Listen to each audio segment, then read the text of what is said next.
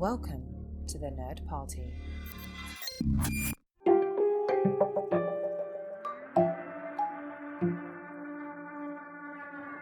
I think people are perverts. I've maintained that. That's the foundation of my career.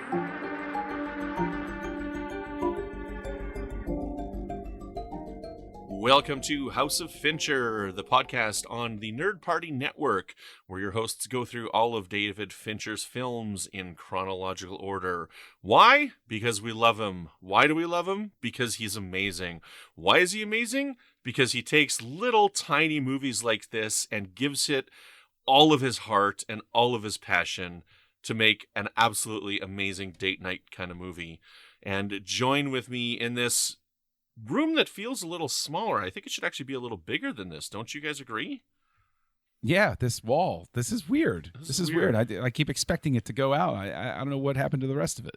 Yes. Well, joining us to discuss, we've got the wonderful John Mills and Tristan Riddell. John, how are you doing? Oh, I'm not locked in here with you. You're locked in here with me. Tristan, thank you so much for joining us. How's your blood sugar level? Oh, it's good because I was smart enough to grab it in a catastrophe, not after the catastrophe. Excellent. Yeah. Yes. Good plan. Good plan. We are talking about Panic Room, David Fincher's fifth film, hot on the heels of Fight Club. And I asked to lead this one here because I actually really, really love this movie. And we'll talk about it as we go through, part of the reasons why I love it. But before we start, Tristan, I'm going to ask you, do you remember what your first exposure was to this film? Oh, man. We ask this question every single time we record, so you'd think I'd remember that I should have something prepared or think about it for a little bit.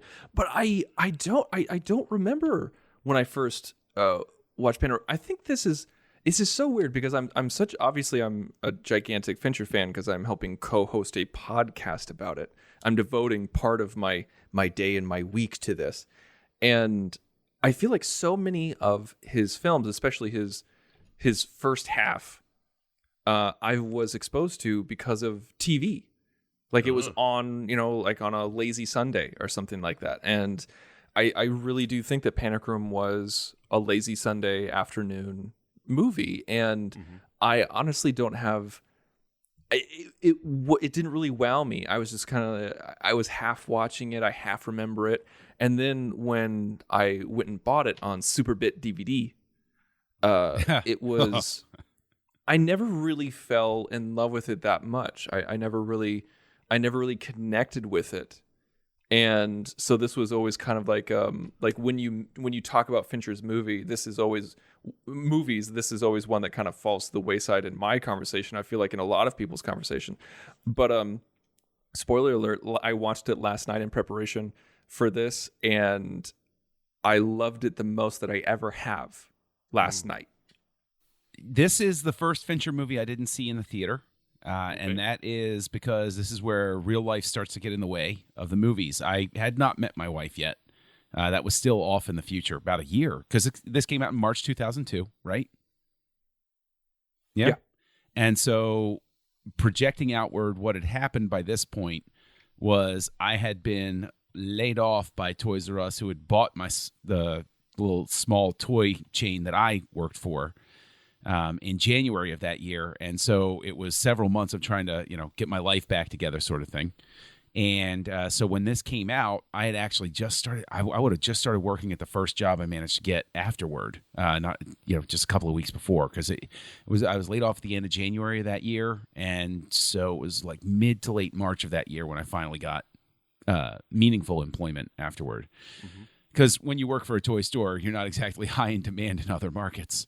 And so I can tell you that bouncing on, like a Panic Room was just something that just slipped completely by me. And then I didn't come to it until, I guess, about a year and a half later when my wife and I, my future wife at that point, whatever, timelines start to get blurry after that. I met her and then everything just becomes a blur. And but we watched it on... you said, Brandon, a date night. So it was like, hey, let's watch this. I love Fincher. This is cool. And we watched it, and I've loved it about the same since then. and when I rewatched it, I was at about the same level that I was. So what about you, Brandon? What was your first encounter with it? So my first encounter with this, I had rented it on probably that same Superbit version DVD, because the original release, that was all that was there, was just the Superbit. No bonus features, no nothing, just the movie. I missed it in theaters, but I rented it and I watched it at home, and I was completely blown away the very first time I watched this movie, because I didn't know anything about it. All that I knew was that it was Fincher. I hadn't seen any trailers or anything. I did not know a single thing about this movie. So I went in completely blind. And the slow motion sequence when she comes out of the panic room to get the phone, I was literally on the edge of my seat. I know people say that, but I remember physically moving forward on my seat as I was watching this movie for the first time. And while I don't physically do that anymore, I still remember that feeling every single time I watch this movie. And that's the sequence that gets me. And I absolutely love this movie. And I think it is an absolute underrated masterpiece. Now, I later bought the 3-disc DVD. And again, when I bought the 3-disc DVD, I'm like, what the hell? Like, why is there a 3-disc DVD for Panic Room? This doesn't make any sense. And I started to watch all the bonus features, and I did not realize how much, visual effects and stuff, and how much planning he put into this movie, because it is so contained in such a small space. I was once blown away a second time learning how he made this movie. And that 3-disc DVD edition of mine was a staple of mine for years, selling home theaters. And the sequence that I use to sell home theaters is one of my favorite sequences in film. And that's the sequence of the camera moving through the house. Mm-hmm. I would put that on and sell a home theater every time, because I would tell them, this is what you're going to hear. The camera's going to back up and it's going to tilt down, and you'll hear the rain go from in front of you to behind you. And then the camera will float down. It'll come up. You'll hear the street. You'll go in to the keyhole and you'll hear a big ka-chunk. And then you'll turn around and you'll hear everything. The street sounds come from in front of you and they'll go behind you. And I would explain it all and play it for people, and their mouths would just drop every time. And it was a staple of mine. So that scene I've seen 1,000 times in my life, I'm sure, that one particular scene. That took 2 weeks to film, the scene that you're talking about. Yeah. 2 weeks. And the crew, Fincher and the crew, would just called it the big shot. Because they said they couldn't come up with a fancy name for it. It was just a big shot. Brandon, I'm really jealous of you. I used to sell TVs.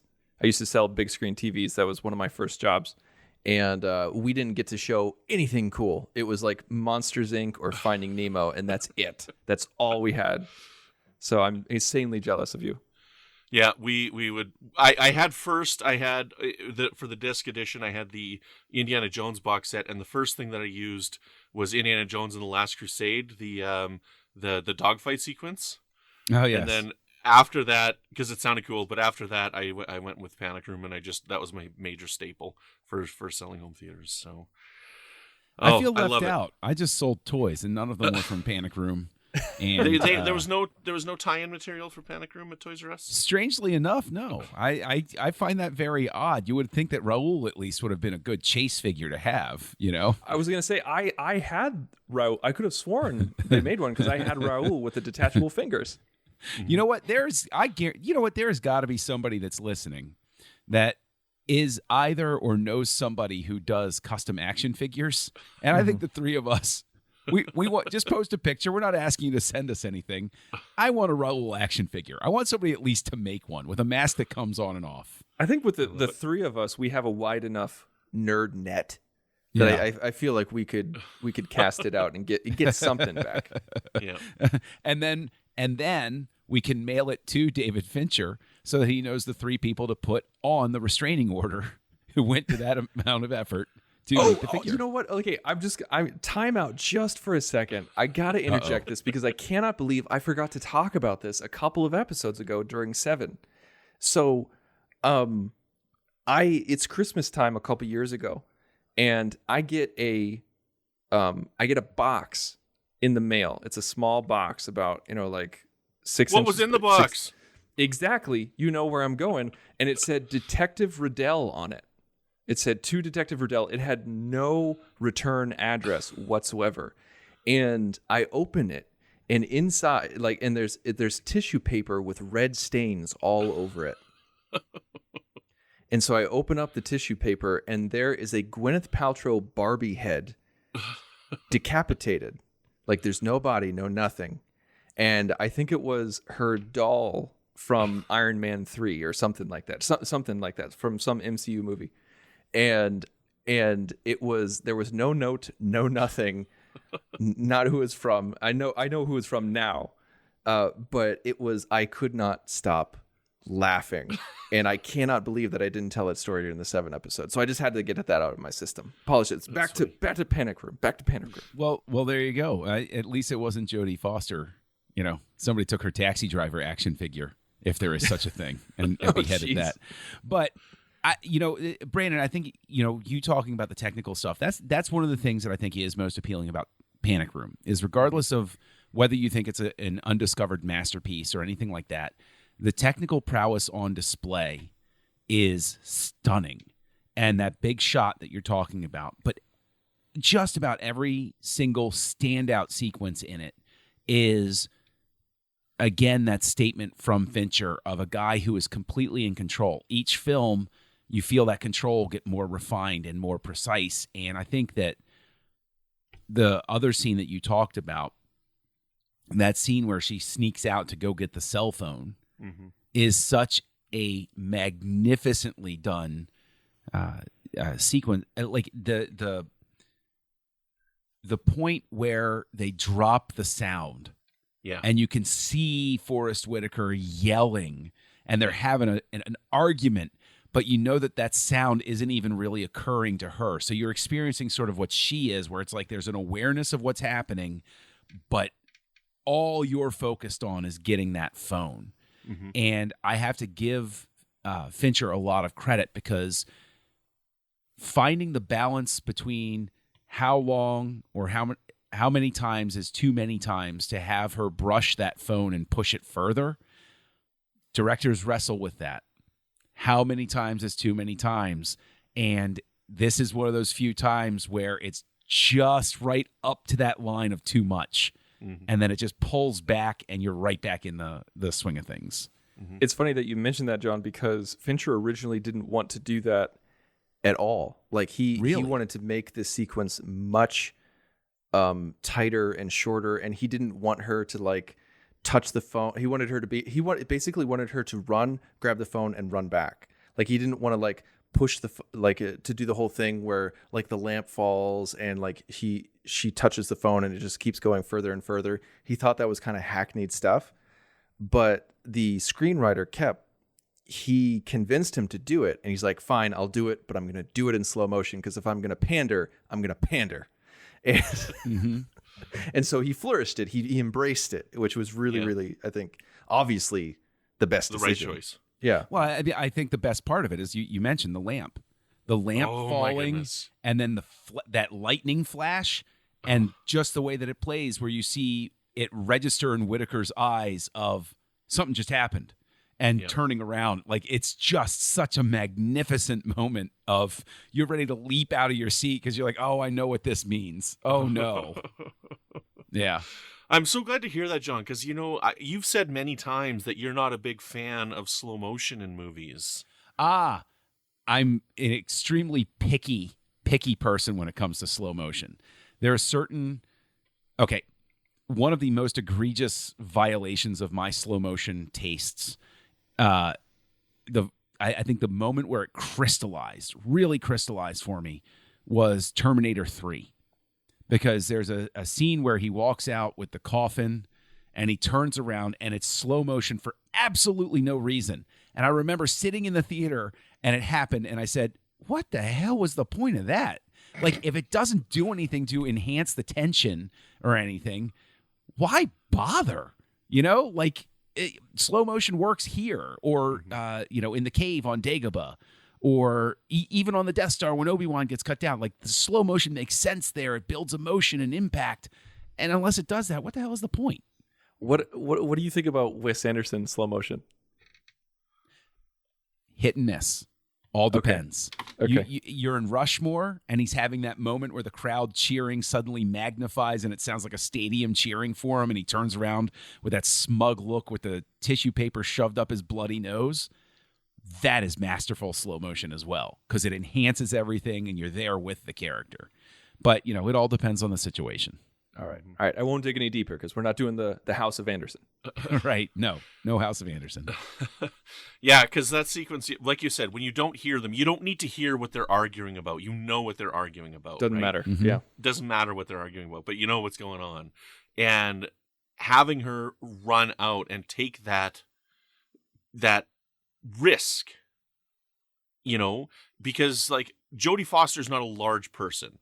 Right? Mm-hmm. She's a very small woman, and she's got her vulnerable daughter with her, and there's these 3 brutal men in her house, so to be able to take that risk, it was played perfectly.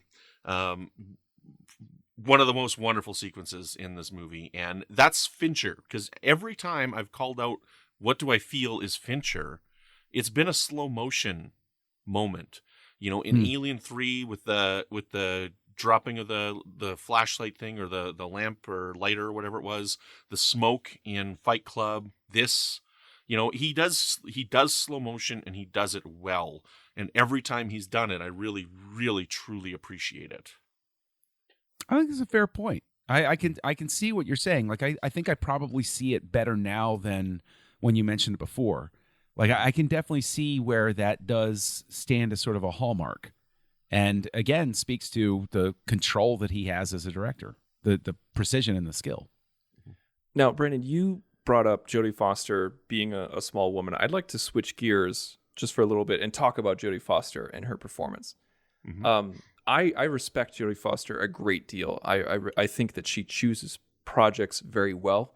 For the most part, I feel like she's not in a lot of movies. Like, she doesn't act as much as some other people that you see, like The Rock, for example. But it's really interesting to me that you say that, like, oh, Jodie Foster is a small woman. Like, she has 3 men in her house. Like, you're absolutely right. Of course, she's 5'3", and that got me thinking about who was originally cast in this role, which was Nicole Kidman. Mm-hmm. And Nicole Kidman actually filmed for about 2 weeks before she had to leave due to an injury. She kept having a knee injury flare up that she got on set on Moulin Rouge, and so she had to bail out. And then they brought in Jodie Foster, who they originally were thinking about having, but then had complications. But then the reason why she had the complications fell through, and so it was kind of kismet. But Nicole Kidman's 5'11", Jodie Foster's 5'3", and even though Nicole Kidman is a bigger, I can't say bigger woman, but taller woman, Fincher talked about how if casting Jodie Foster completely changed the tone of the film, because he says if Kidman was in the role, it'd be like, what would happen if Grace Kelly got caught in the house? But with Jodie Foster, you have much more of a Ripley, Lisbeth kind of feel to it. I feel like she kind of brings that, even though she's small, she's mighty. And I feel like she is much more gung-ho and ferocious than Nicole Kidman would have been. And I wanted to get your guys' opinion on that. Not so much just the Nicole Kidman thing, but I mean, if you want to, but also just Jodie Foster in general and her performance. Well, the thing with Jodie Foster is that the character doesn't start that way. And the mastery of this film is how he shows the development of this character, because yes, she becomes fierce, but she's not. Like, even at the beginning of the movie, when they first break into the house, like, her daughter's telling her, okay, you got to swear at these people, say this. Like, she's a very timid person, right? And when they're having the sequence of her daughter being mad at her dad, she's being very timid about it, while that's kind of the right response, in that you don't want to try and be the parent that's turning a kid away from another parent during a divorce. She is trying to being that trusting, loving mother person in this. and it all these experiences that are happening in such a short period of time, like this movie almost takes place in real time. It adds to her growth as a character to become that fierce protector. Absolutely. Yeah, I completely agree. I think that the arc is more interesting because of the fact that you have her physicality underlining the sense of danger that she's in the beginning of it. Nicole Kidman is a more physical person, right? And what I mean by that is if I saw her in a situation, in a movie situation at least, especially in that time period, I'm going to be more thinking, oh, she's just going to sock him in the face. So like there's more of a physical sense of strength about her, in my opinion, that extra height and the way that she moves is much more.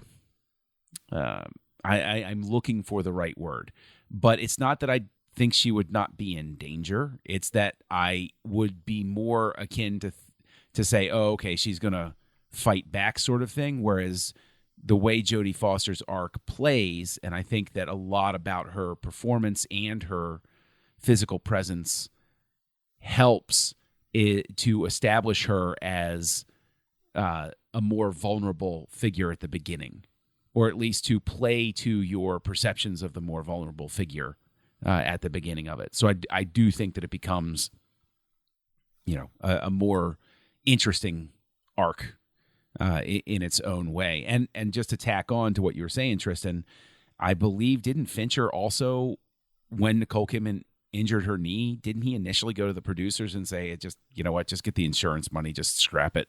Yeah, he did. He said, like, as soon as she said that she had to go, he's like, okay, fine.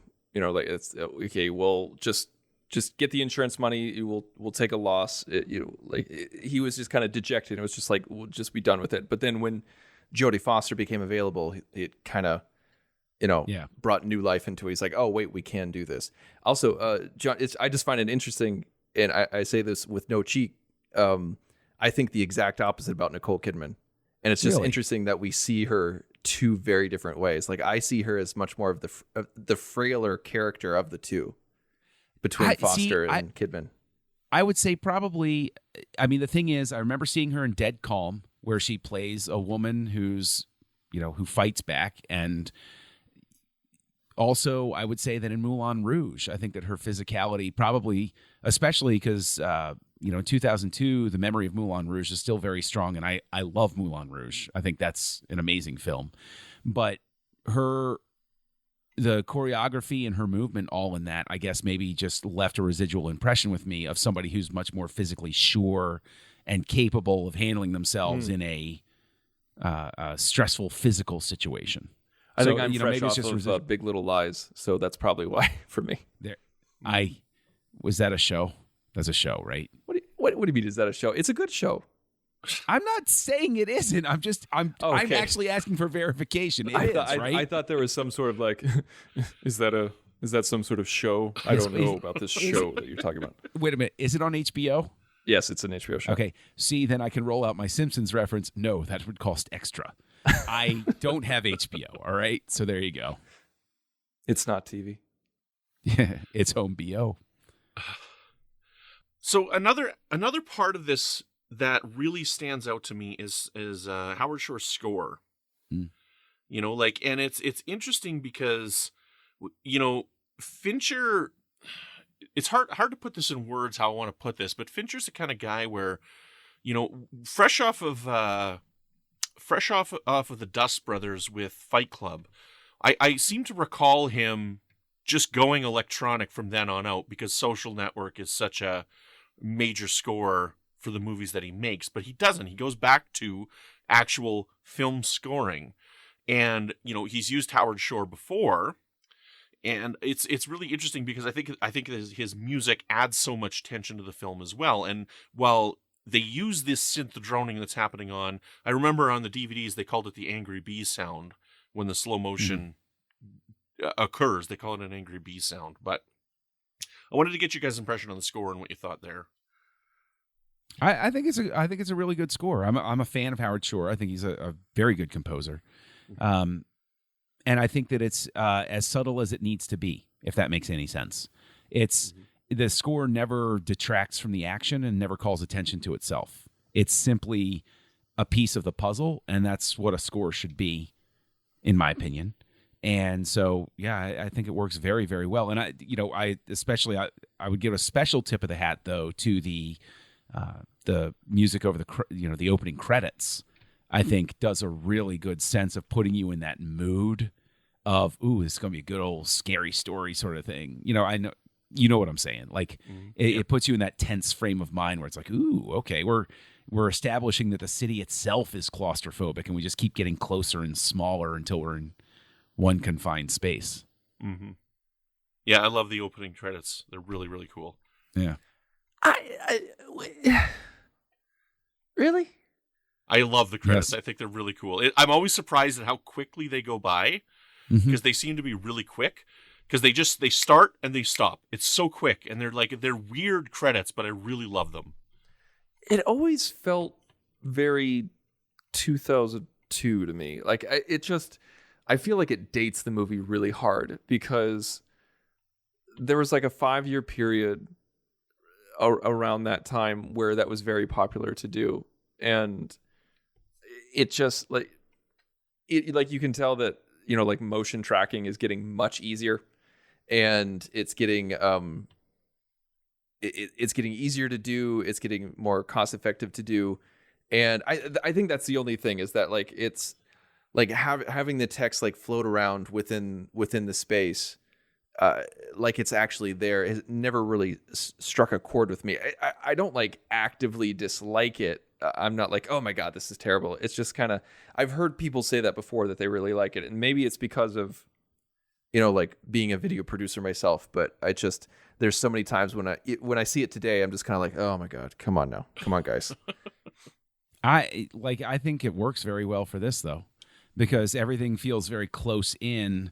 It's up against the edges of buildings and stuff like that. I actually think one of the funnier parts of it is that when the director of photography's credit is listed, it's on a building that has like this sunny gleam on it, and like it's actually a little bit difficult to read the middle letters on the name. I always thought that was kind of funny. The DP on this film shot for 2 weeks and then left because he couldn't stand working with Fincher anymore. And it's the same guy who shot Seven. Wow, I didn't know that. And it's so funny, because I'm just like, you shot Seven with him. You'd think you'd know what you were getting into. And he says that he was basically, he left because he said that he had no artistic input. He was basically just a point and shoot man for Fincher, and he just couldn't take it any longer. And so he shares a credit with, I think his name is Darius Kanji. And he shares a credit with, Clive Harris. That's totally not his name. But he was actually just a camera operator. Mm-hmm. And like he's worked with Fincher a lot as a camera operator, and second DP and not second DP, but something like that. And so this was his kind of launching point into being a full-time DP, which I always thought was cool. Oh, that is kind of cool. But I mean, to that point, that does Conrad Hall is I think the name that you were searching for there, because it's Darius Kanji. Thank you very much. I have no idea where Clive Harris came from. C and an H. It's close enough. But maybe then maybe then Darius Kanji's name getting a little washed out with sunlight was, probably the reason. A little nudge from Fincher, like, really, you're going to do that? Fine, your name's going to be hard to read. Fine. Yeah. We kind of jumped into the credits there. Did you have anything you wanted to say, Tristan, about the music? Oh, yeah. Sorry about that. I don't. I'm kind of with John, where what I was going to say was I never really had the chance to listen to the soundtrack by itself, and I really like to do that with Fincher's films, because the music is always so good in his films, so I've never had the opportunity to just sit and analyze it. So every single time I've listened to it has just been in the film, and most of the time I don't really notice it, even though I feel its effects, which I think is great for this type of thriller, for this type of B-movie-esque thing that's going on, is just to feel the emotion and and experience it with the characters and not be like, oh wow, that's some great cello right there. Or, oh man, did you hear that trumpet? Like, no, it's just you experience it along with everybody else. One thing that I want to talk about with this movie is, so it's something that the first time I watched it, Tristan, I'd like to get your input on this one, actually. John probably understood it, but the very first time I watched this movie, there was something really big that I didn't understand. Okay? And as I've grown older, I understand it more, and it's a type of storytelling that I appreciate more. But the first time I watched this movie, I didn't know the visual cues about the diabetes that the girl has. Okay? So I saw them there, but I didn't know what they were. I didn't know what the watch was. And so when she went into her coma, I didn't know what was going on the very first time that I saw this movie. So you, I think being a little bit younger than I am, I'm wondering what you thought the first time you saw it. Did you know what that was? Yeah. Like because she had a fridge next to her bed, and you got to keep, certain types of diabetes medication refrigerated. My best friend's father was diabetic. And so like from the moment, like she opens, you open up the fridge and it's twofold. It's just like, okay, obviously we know that these people are wealthy because of the house that they got, but then they solidified it by having some product placement of Evian water, like available 24/7 in the kids' fridge. And then that was the only other thing was the Evian water and then the insulin and the watch. There's orange juice as well in there. Oh, thank you. Yes, that was the other sign. Yes, and that was the other sign. Like if her blood sugar goes low, you got some OJ, get some Godfather Part 3 on it, and and also like the watch thing that technology doesn't actually exist, but it was something like I knew what they were trying to do, and the fact that the mother kept asking her like, what happens when you get worked up, and I was just like, oh, okay, yeah, they're going at it. Somewhat subtle, but yes, I did know right away. Well, I know that with certain types, I don't think that 2002 this necessarily would have been, although possibly for people who were wealthy enough, it could have been. There are, I think with type 1, you can actually have like an implanted sensor sort of thing. It's not that straightforward sort of thing. So it's possible that technology was there just for a really, higher cost bracket sort of thing. I know because I know what the blood testing stuff looked like because let me roll. So, I worked at a toy store. I also worked at a diabetic store where we sold stuff specifically for blood testing and special dietary stuff for diabetics. I had no idea such a store existed. Just it did, and I've got a lot of strange stories from there. Did you work at a left-handed store too? No, I did not work at a leftorium, but hey, I've had a lot of different jobs, I guess. So, but because the thing is at the very least, the numbers and everything, like I could figure out. Like it wasn't something where I was immediately like, oh, she's diabetic. But yeah, once I saw the visual cues, I was like, oh, okay. All right. Yeah. Because the thing is, it's all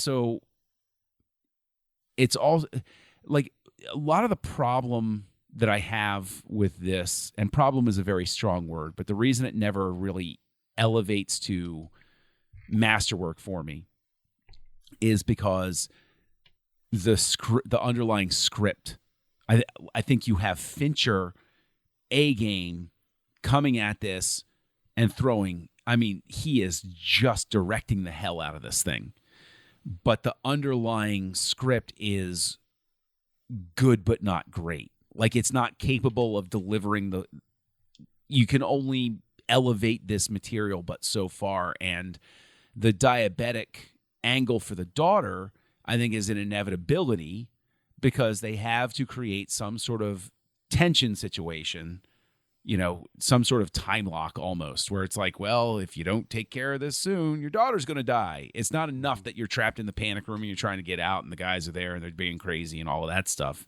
You have to have something else that drives them to the point where they have to get out of the panic room. Now, Fincher, and and of course, to give credit to the script and everything, like the way that they flip it, and they wind up having the guys stuck in there while Jodie Foster is out of it. That's a clever thing.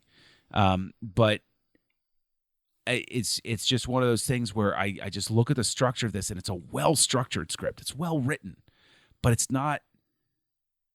This is a movie that isn't ever about something greater than what's happening on screen. Mm-hmm. And so for me, that's sort of the ceiling on it. It's like Fight Club is about something. Seven is about something. The Game is about something, and Panic Room is a situation that happens. Mm-hmm. And so, I think that all starts with the script sort of thing. And Fincher would agree with you on that one. And that's why he refers to Panic Room as a B movie for that reason. But he doesn't say it as an insult. You know, like he says it as like some of the best B movies have X, Y, and Z, like that kind of thing. And Fincher wanted something like this. He wanted something like, after shooting Fight Club that was about something, and that shot in 150 locations, he was very much looking forward to Panic Room, where it's just like, let's just stay in one location, and we just got to get this situation to unfurl, and there you go. Like you could just tell that this was like Daniel Craig after doing 3 Bonds, where it's just like, okay, let's just get this done. Let's just do this. Let's just take a rest. Yeah. And it's just interesting that for some people that is a positive. For some people that's like, let's get the action. Let's just cut to the chase. Let's eat some popcorn. Let's have an experience. Let's have a good time. For some people that's a positive, but for you, that's saying that gives it an automatic ceiling for you. Yes. Yeah, which isn't a knock. I like the movie, and I enjoy it, but it's just never going to be greater than that experience. Yeah. Totally get that. I love that. That's very interesting because, that's exactly what I love about it is after these movies, these massive movies, I love that he's like, let's make a B movie. There's a couple of filmmakers that I put kind of in the same category, not because of their techniques, but because they love cinema. Another one is Soderbergh, right? Where Soderbergh is a completely different type of director in that he's constantly playing with the technology in strange ways to try and get very interesting results, and Fincher's coming at it with a different aspect of like, how can I make this really fascinating in a unique way with the technology I have, but also expanding on the technology. So, they're kind of similar, but they're making different kinds of movies. And for them to come in and say, I want to make a B film, I want to make a date night movie, is wonderful, right? Because they bring their talents to a whole nother type of movie making that people really do truly love. It's not always about, let's take the next movie to the next level. How can we make it even grander?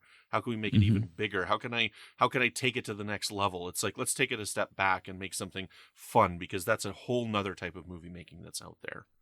It's almost in a sense like an opposite approach to Nolan then, because Nolan just does nothing but ratchet things up. Like I don't think he's capable of relaxing at this point.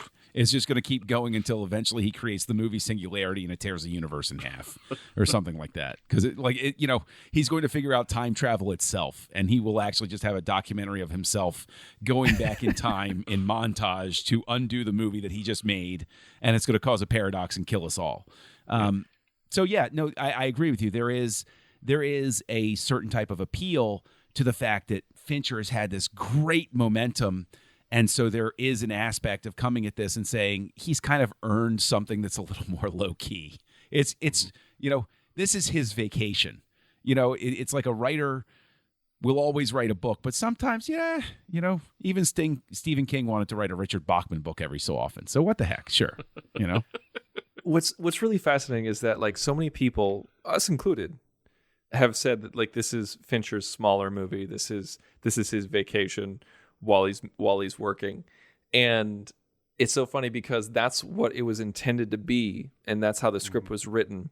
But once Fincher got a hold of it, even though that's what he wanted it for, he shot he's still for Fincher. Yeah, he's still Fincher. He shot for 120 days. Good grief. It was $4 million for the script to pay David Koepp, and $6 million just to build the friggin' house. And amazing. It's just, and they went way over budget. And like, but Fincher, got the money. Like he didn't just go over budget. He just like halfway through, he's just like, nah, it needs to be bigger. It needs to be bigger. And then he got the money because he's Fincher. And it like they shot so long that Kristen Stewart grew 3.5 inches. That's how long they shot. That would explain why she's sitting down in a lot of shots then. Right, no, honestly, like that, like they shot for so long and then had to come back for reshoots a little bit later because of Jodie Foster's pregnancy. She was actually 4.5 months pregnant during most of shooting. What? And yeah. And so they had to use a lot of her stand-in and her stunt double a lot. He said that there were days when her stand-in and stunt double was there longer than Foster. And that's why like they had to break shooting, wait for her to deliver, and then come back and do some more pickups. And that's actually why you see her put on a sweater. It's because I'm not trying to be funny or crass, but like her breasts got so large that they had to cover them up because they were disproportionate to when she started, even though they were heavily featured for most of the film. Right. No, that makes a lot of the putting the sweatshirt on, but again, this gets to, and we're here to praise him. That gets to the fact that it's never cheap. It's that like there are plenty of movies where you see the insert shot and you say, you know what? I'll throw one of my favorite guys under the bus.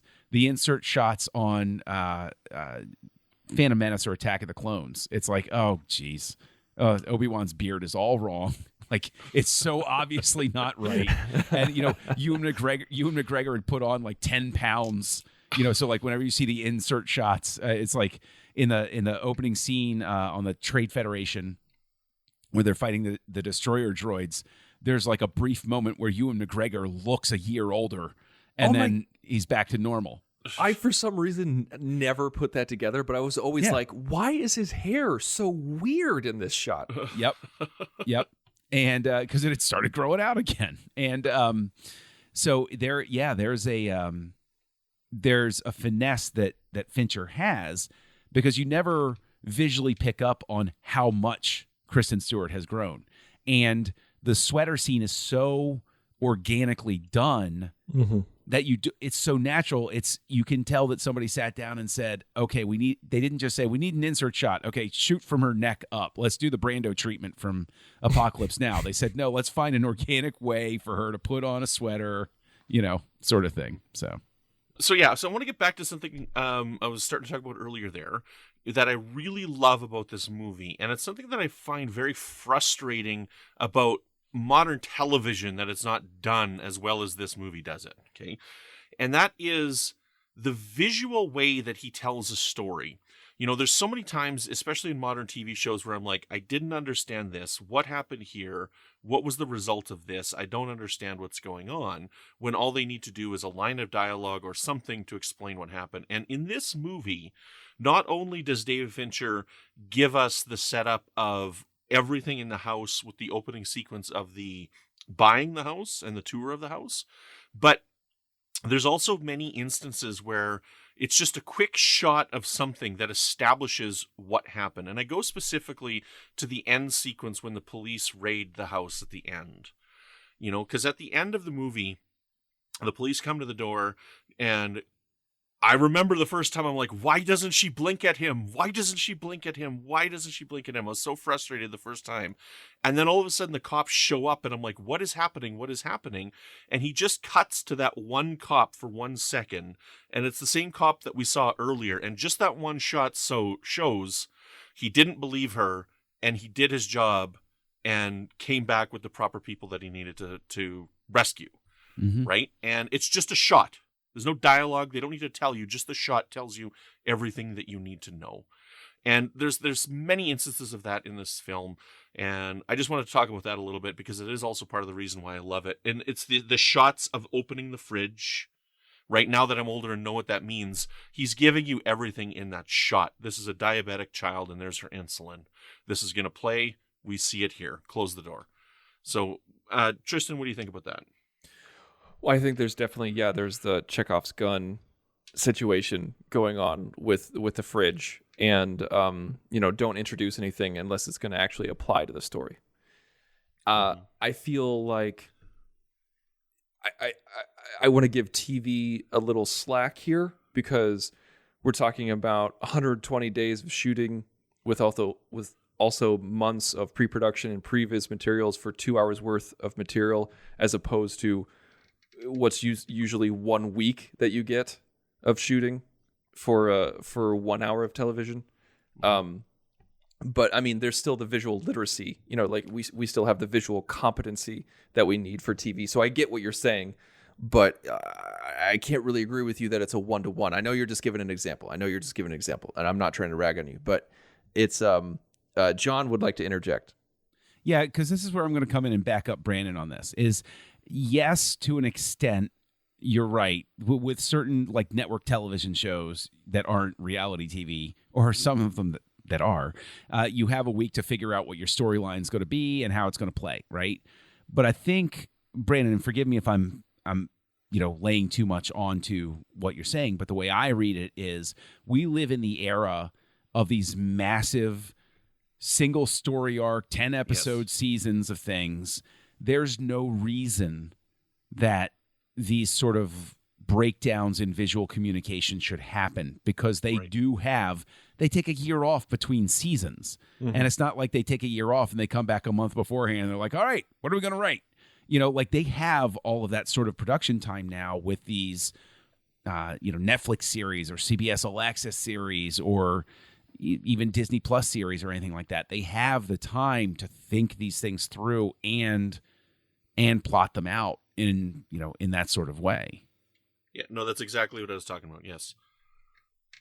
I can't argue with that point, except to reiterate that we're talking like a film crew, even if you have something as crazy as The Mandalorian, like a film crew that's devoted to 90 minutes of material for multiple years is still different than trying to produce 8 episodes in 3 months. It's I understand that you still have a lot of time to back it up. Like if you look at The Mandalorian, you have to do all the designs. I know it's not a 1-to-1. Sometimes it's apple and oranges, but I guess what I'm trying to say is that we're talking about a master.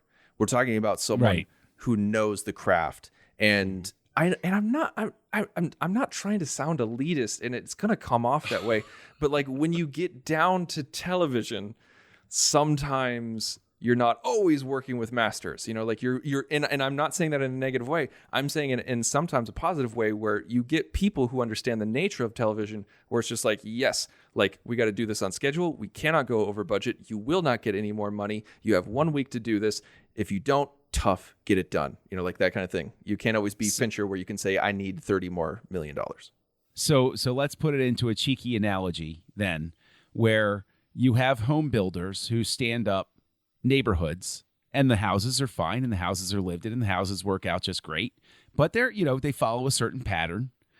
But then Fincher is building a $200 million mansion, and there's going to be gold leaf on the banisters, and he's brought in an artisan from Milan to paint a recreation of the Sistine Chapel on the ceiling.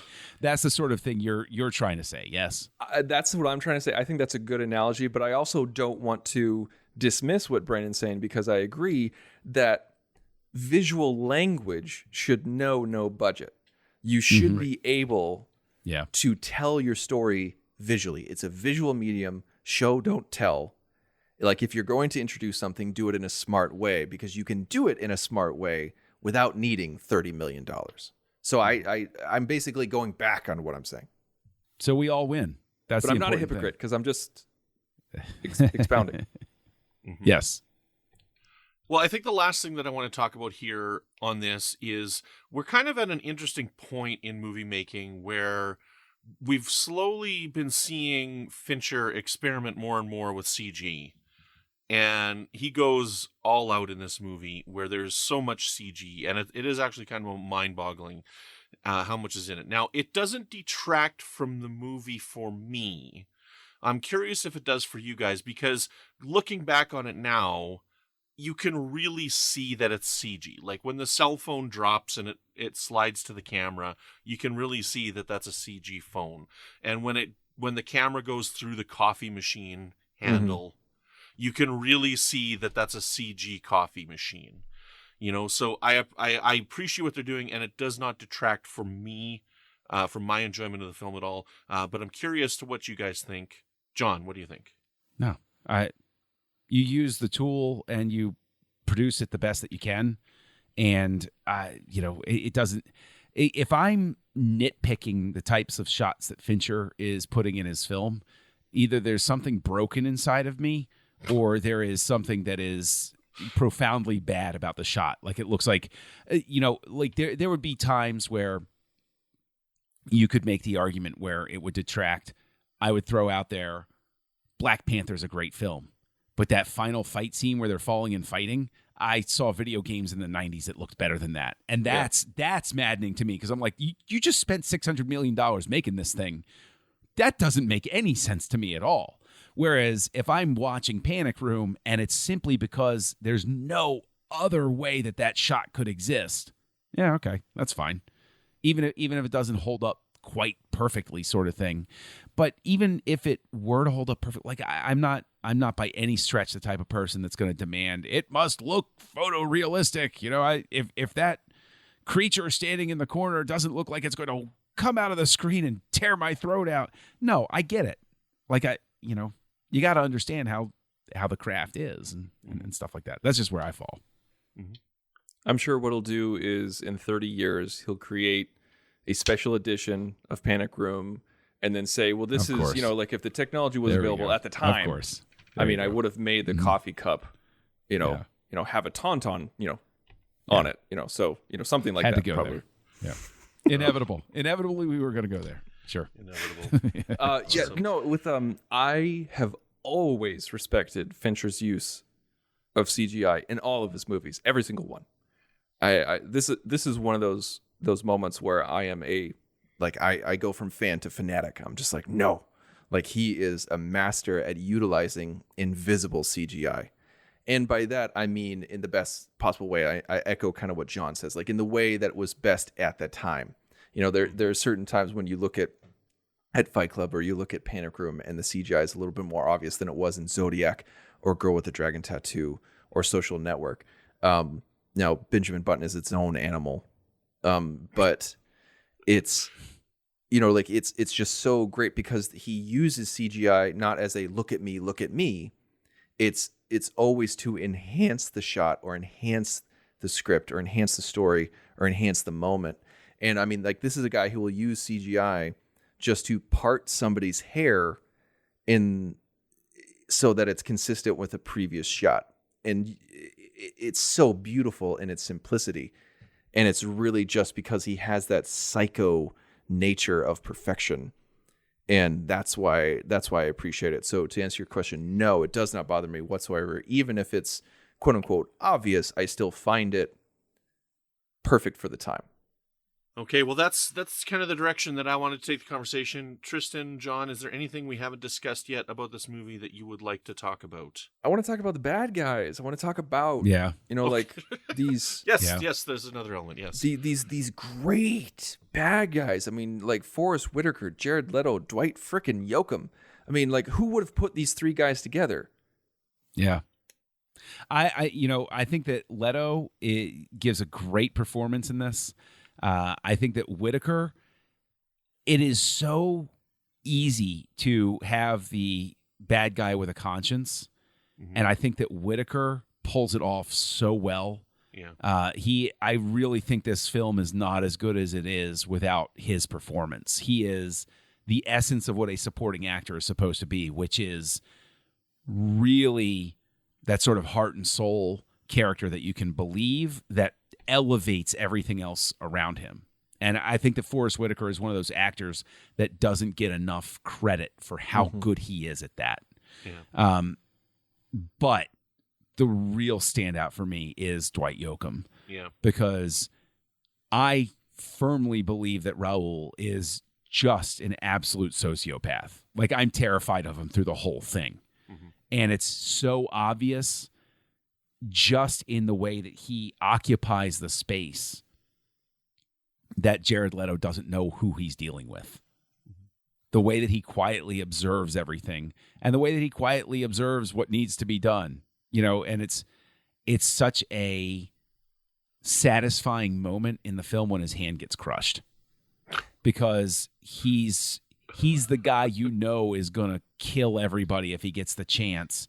So when pain is inflicted on him, you're like, well, good. You know, I don't like anybody suffering, but if anybody's got to suffer, all right, Raul kind of earned this one.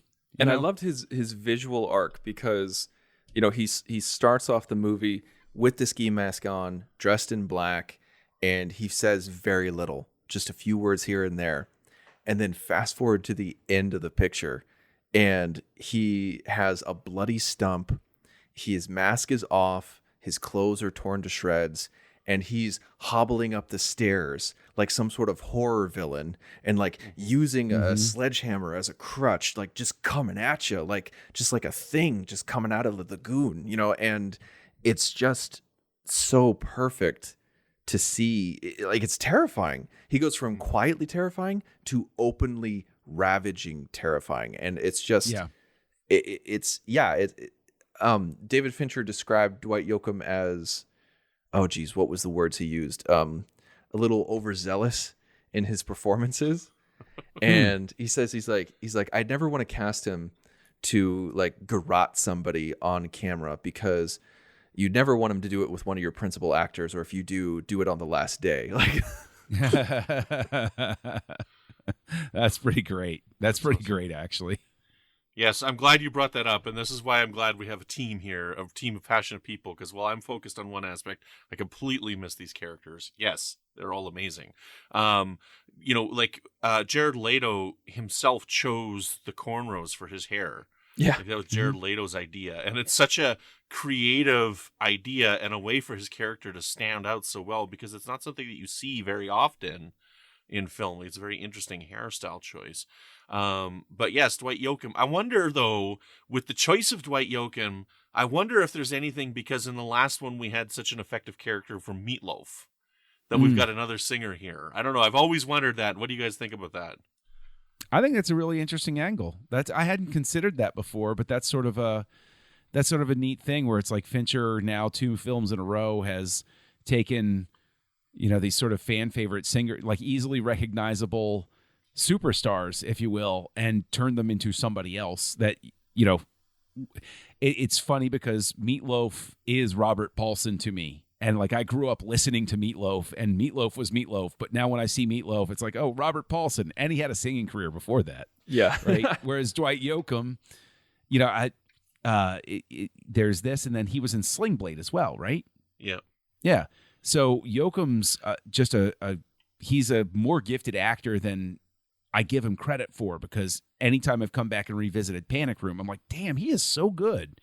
Like, why don't I see more movies with Dwight Yoakam in them? Because to pull this character off that's not an easy thing. People underestimate how difficult it is to create a menacing character like that. Mm-hmm. Like there's a lot more skill involved in knowing how to use your body and your voice and your eye. Like, everything about you has to be right. Otherwise, the audience is never going to buy it.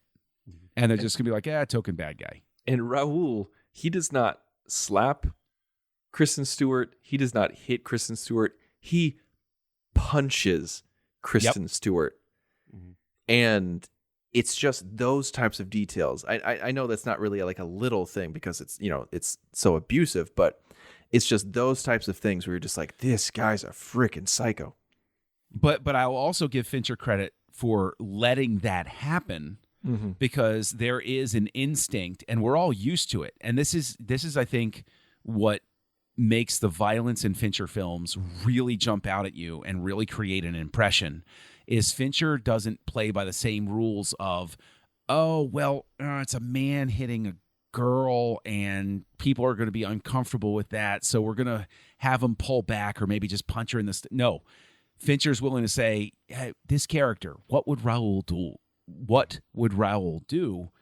And this is what Raoul would do, is he would just flatten somebody. He wouldn't care who they were. He would just flatten them. And so there's not going to be any sort of like movie logic applied to his physical actions. It's like, it's so funny that you mentioned that like Fincher doesn't play by everybody else's rules when it comes to violence. In the original screenplay, Raoul doesn't lose his fingers, and that was Fincher's idea. He's like, no, it's like we got to have some payoff with the door. We have to have some sort of payoff with the door. And the screenwriter's like, what are you gonna do after he loses his finger? Just like have him scream in pain for the next scene? He's like, yeah, that is what we're gonna do. Yeah, I love it. yeah. The only other actor I want to mention, just because I was really surprised to see him at this time, like after the fact, is the husband. I don't remember the actor's name or anything, but I remember he was in Carnival, which I loved, that HBO show Carnival. And, I saw the first season of that. Yeah. Yeah, he played the blind guy who was always drinking the absinthe. Mm-hmm. So I just wanted to mention him because I loved Carnival, and any chance to mention Carnival makes me happy. He was in Pretender, and I can never pronounce his name. It's Patrick Buchow, something like that. He's a fantastic actor. Doesn't get that much work, at least not visibly, and not visibly, but like what's the word I'm looking for? Like a lot of attention towards it, and high profile roles. Yeah, there you go. I think he's a fantastic actor. I think he has a great calming quality and a very quiet presence. And his role, Fincher actually played around with the idea of casting Mel Gibson in that role. Because I don't know if this played into it, but Jodie Foster is friends with Mel Gibson. So I was wondering if that kind of went along with it. But he said that he thought it would be interesting to have Mel Gibson all of a sudden show up so that the audience can go, oh, Mel Gibson's here. Everything's going to be okay. Right. The big action star showed up. Yeah. And then he gets the crap kicked out of him immediately. Mm-hmm. Yeah. You know, I personally would have really liked to have seen that. I think that would have been great because of the fact that it plays with the audience expectation. Right, exactly. And totally trips it up. And I would have also thought that because there's no problem with the chemistry with Jodie Foster and the actor who is there, but Foster and Gibson have a terrific on-screen chemistry. And so probably those moments would have been even better because they would have had that friendly flow that can exist. Yeah. Like, two people who really know each other behave in a certain way. And that would have really helped, I think, with, establishing the idea that there had been intimacy in the past between them. So last thing I'll mention. So I just watched this the other night, but I actually watched it for the first time in quite a while, a couple of months ago. And I actually decided to watch it with Aubrey. I'm like, I know I'm doing this podcast, and I'm like, I don't think Fincher has a lot of movies that I can share with my 9-year-old daughter. And I'm like, I know that this is an R-rated movie, but I think the majority of it is due to the language and stuff. And there is a lot of language in this, and I warned her about it ahead of time. I forgot blowing off Dwight Yoakam's face at the end of the movie, right? Yeah. But we watched it. Aubrey loved it. She was on the edge of her seat the whole time. And I am glad that I shared it with her because she really enjoyed the movie. But cool. Yeah. So Aubrey and I watched this a little while ago. I'm pushing the boundaries with my 9-year-old. Yes, you are. You know what? Listen. You people that worry about what your kids watch and everything. My brother had a video store card when I was growing up, and I was seeing really inappropriate stuff by the time I was 9. And look at the way Maybe your we should point move stands. on. Yeah, let's move on. Move on. So how about we do some ratings? Yes. Tristan, what are you going to give this bad boy? If you asked me this, like a couple years ago, I probably would have given it a 3.5, but still saying I liked it. But it just never really connected with me. Maybe it's because I'm a father now. Maybe because I'm a husband. But there were certain things that just really connected me. Like when Kristen Stewart has a seizure, that hit me really, really, really hard. And like seeing Foster's reaction to her. And I think what hit me the hardest was when Jodie Foster's character is holding on to her daughter while her ex-husband is getting the crap kicked out of him, and she just screams into the void because there's nothing that she can do. That really got to me, and it never has gotten to me before. And so many moments like that happened in this movie this time around. I feel like it took this long for this film to hit me and to find me at this stage of my life and at this age. And I really, really enjoyed it. And I'm now going to kind of move this up in my watch lists where I'm just like, you know what, we should watch that again. And which I probably wouldn't have if I wasn't doing a Fincher podcast right now. So I would say 4 stars because of everything that we've talked about. But at the same time, I'm not giving it 5 stars because it's not like Fight Club, you know, it's not like some of his other works. And kind of what John was saying earlier about how there is a shelf to what a great movie can be if it doesn't actually try to say anything. And so that's why I think I'm giving 4 stars, which is nothing to sneeze at for Panic Room. Yeah, I'm solidly at 3.5 right now. I could waffle at some point up to 4. I guess I'm a heartless father because I didn't give it the extra half star for those moments. But you know, that is what it is. I'm going to interrupt you, John, because I'm just teasing you. No. Teasing you. I read your. No, this is not. It's not about that. I read your review. Okay. I read your review on Letterboxd, and I thought it was really well put. And thank you. I think you had some really great points. But when I heard you talking about it at the beginning of this show, and how like you were smiling ear to ear, and you were just talking about all these great things, I think you're lying to yourself with 3.5. Well, I lie to myself about plenty of things, but I'm just going to say it's 3.5 for now. So who knows? It could improve later. Who knows? It could. Awesome. So I love this movie. I always have. I go to this all the time. Tristan's got my guess. He's holding up his hand here. It's definitely 5 stars for me. I love this movie. Now, this is the hard part that I have is where am I going to put this in my ranking so far?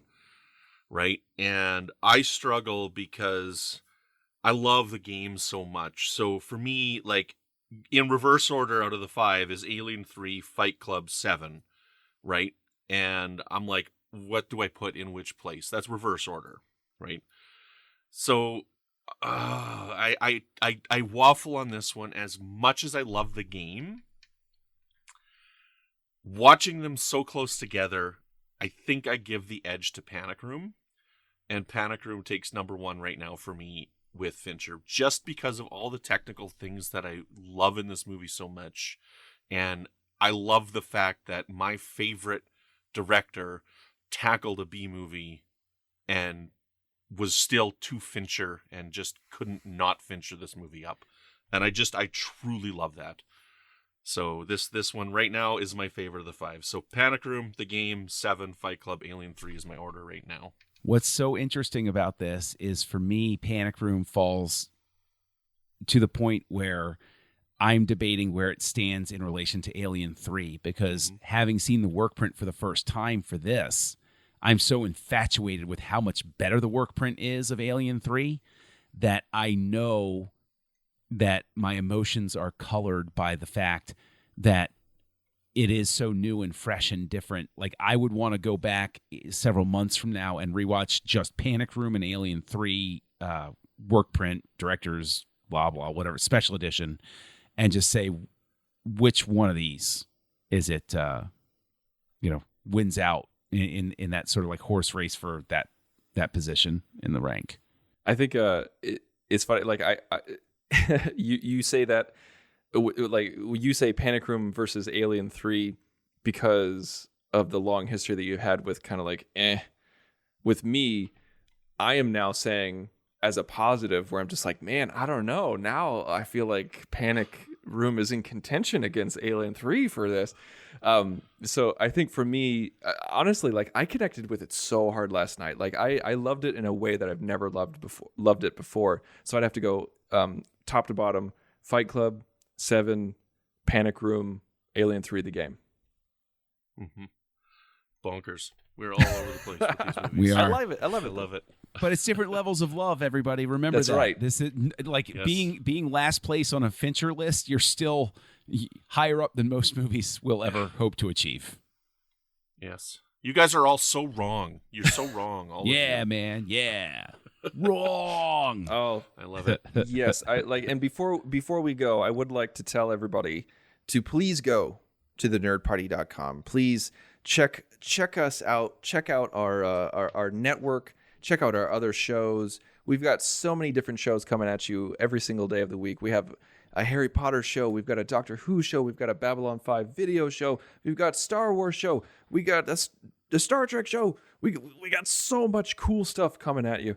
But we'd love to hear what you think about our show. So please go to thenerdparty.com/contact, select House of Fincher, and fill out the form. It'll send us an email. And if you can, please take the time to give us a review on Apple Podcasts or Spreaker or Stitcher or wherever the heck you listen to podcasts. We'd love to hear from you guys, and ratings help us out.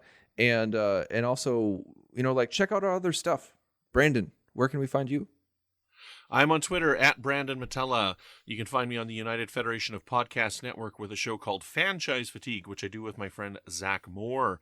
And over there we talk about movies, remakes, and sequels. At some point we'll get to the Alien movies. Not quite sure when, but we'll get to them eventually. The question is, do we do them when we do Predator? Do we do them all at the same time? That's the big question. When we do Friday the 13th, do we do it at the same time as we do Nightmare on Elm Street? I don't know. These are big questions that we got to get answered. You can find me on Trek FM with a show called The Line, which is all about Star Trek Picard. And also Good Evening, an Alfred Hitchcock podcast with my friends Chris and Tom. We cover all of Hitch's films in chronological order. John Mills, where can people find you when you're not trying to break into safes? Oh, wow. Well, that's very rare. I have a lot less downtime nowadays. So you can find me as Kessel Junkie online, social network of choice. I like to think that Letterboxd is the most fun place to follow anybody nowadays. So KESSELJUNKIE. And you can find me on Twitter and Instagram and stuff like that too. And here on the Nerd Party, you can listen to me on Aggressive Negotiations, a Star Wars podcast that I co-host with Matt Rushing. And, every so often, I'm angling for a spot over on Franchise Fatigue because it's a lot of fun over there on UFP, Brandon. Franchise Fatigue is one of my favorite listens. You guys are pretty great. Thanks very much. Appreciate it. Always welcome. Tristan, where can people find you when you're not buying the most wealthy, wonderful place in Upper New York for you and your family? If only. You can find me all over the interwebs under the username The Insane Robin. You can find me on Twitter and Letterboxd. Those are usually the kind of like John said, the most fun places to be. At least Letterboxd, that is. And you can find me here on the network. I have 2 archive shows. One called Nerd Nuptial, which is a show, kind of a movie and TV review show that I did with my wife. And you can also find me on Punch It, Writing in Star Trek, which I hosted with Charlene Schmidt, where we talk all things Star Trek. And sometimes we write our own episodes. So please go and check that out. Thanks so much for listening, guys. We really appreciate it. Don't forget to tune in next time when we cover one of Fincher's most interesting films, Zodiac. Join the revolution. Join the Nerd Party.